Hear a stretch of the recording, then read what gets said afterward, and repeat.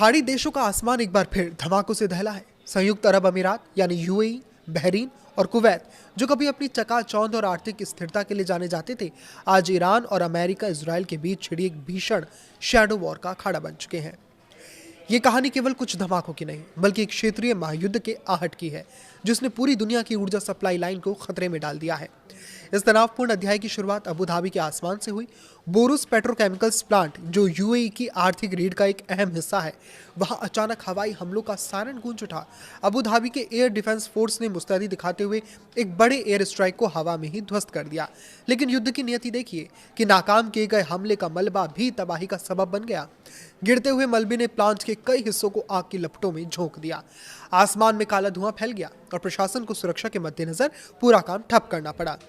Media office ने लोगों से संयम बरतने और अफवाहों के डिजिटल वायरस से बचने की अपील की है, क्योंकि पैनिक फैलाना भी इस मनोवैज्ञानिक युद्ध का यानी साइकोलॉजिकल वॉरफेयर का एक अहम हिस्सा है। तबाही का यह सिलसिला यही नहीं थमा। बहरीन, जो अपनी रणनीतिक स्थिति के लिए जाना जाता है, वहां की गल्फ पेट्रोकेमिकल इंडस्ट्रीज कंपनी के ऑपरेशनल यूनिट्स पर ईरानी ड्रोनों ने अंधेरे का फायदा उठाकर हमला किया। ड्रोन की भिनभिनाहट के साथ ही वहां की यूनिट्स आग के गोलों में तब्दील हो गई। हालांकि बहरीन की रेस्क्यू टीमों ने जाबाजी दिखाते हुए आग पर काबू पा लिया, लेकिन इन हमलों ने साफ कर दिया है कि खाड़ी का कोई भी कोना अब सुरक्षित नहीं है। ये हमले केवल इमारतों पे नहीं, बल्कि उन देशों के आत्मविश्वास पर ये थे जो खुद को अभेद्य समझते थे। लेकिन इससे भयावह मंजर कुवैत में देखने को मिला। कुवैत इस समय ईरान के गुस्से का मुख्य केंद्र बना हुआ है। पिछले कुछ दिनों से जारी हमलों ने कुवैत की जीवन रेखा यानी उसके बिजली और पानी के डिसैलिनेशन प्लांट को निशाना बनाया है। रेगिस्तानी मुल्क में पानी और बिजली पर हमला करने का मतलब है जनजीवन को घुटनों पर लाना।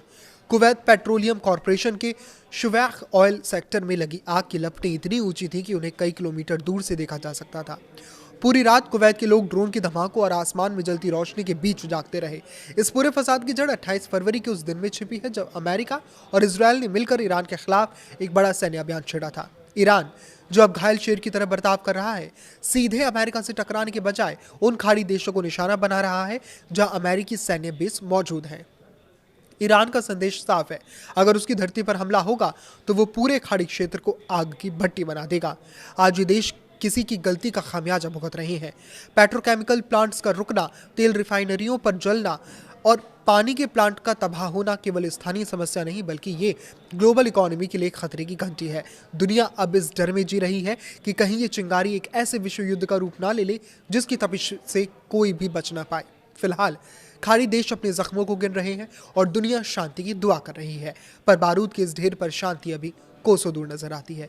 इस पर आपकी क्या राय है, मैं कमेंट करके जरूर बताएं। लाइक करें, शेयर करें और इसी तरह जुड़े रहें। नमस्कार।